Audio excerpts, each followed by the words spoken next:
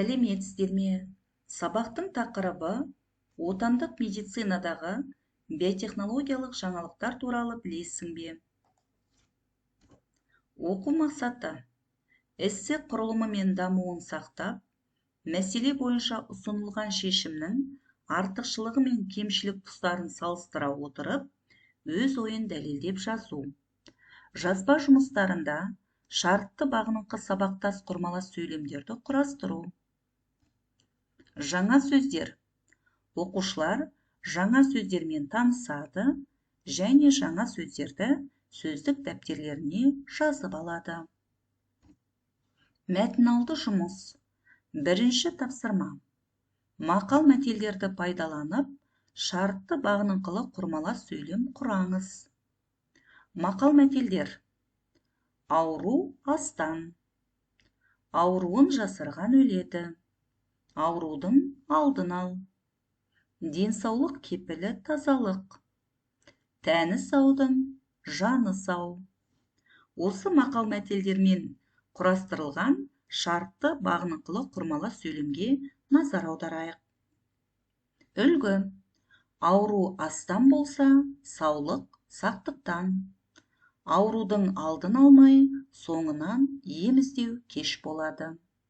Тазалық денсаулықтың кепілі болса, әдет сол тазалықты сақтаудың жолы. Оқушылар осы үлгіні негізге алып, шартты бағыныңқылы құрмалас сөйлем құрайды. Мәтінмен жұмыс. Екінші тапсырма. Мәтінді тыңдаңыз. Мәтінде жауабы бар сұрақты белгілеңіз. Сұрақтарға жауап беріңіз. Оқушылар сілтеме арқылы мәтінді тыңдайды.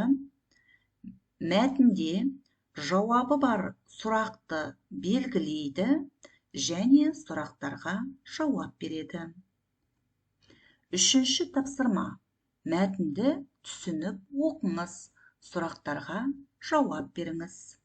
Оқушылар мәтінді түсініп оқиды.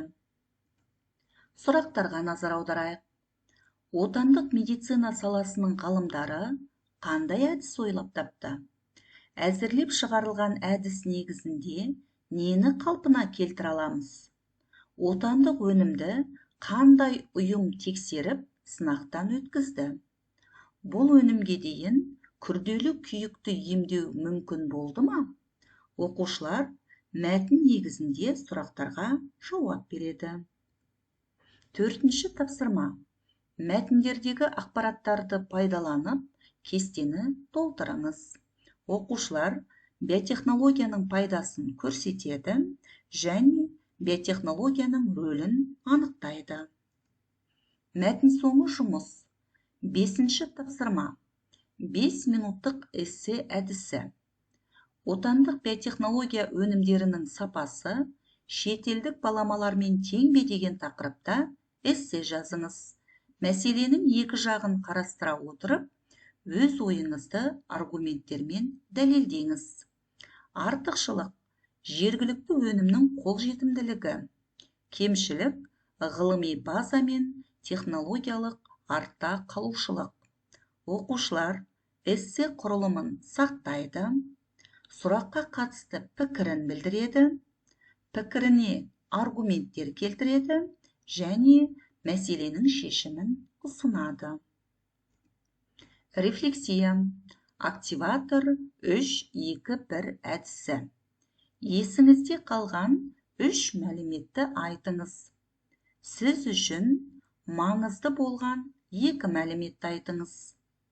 Өмірде қолдана аламын деген 1 мәліметті айтыңыз. Сабақ аяқталды. Сау болыңыздар.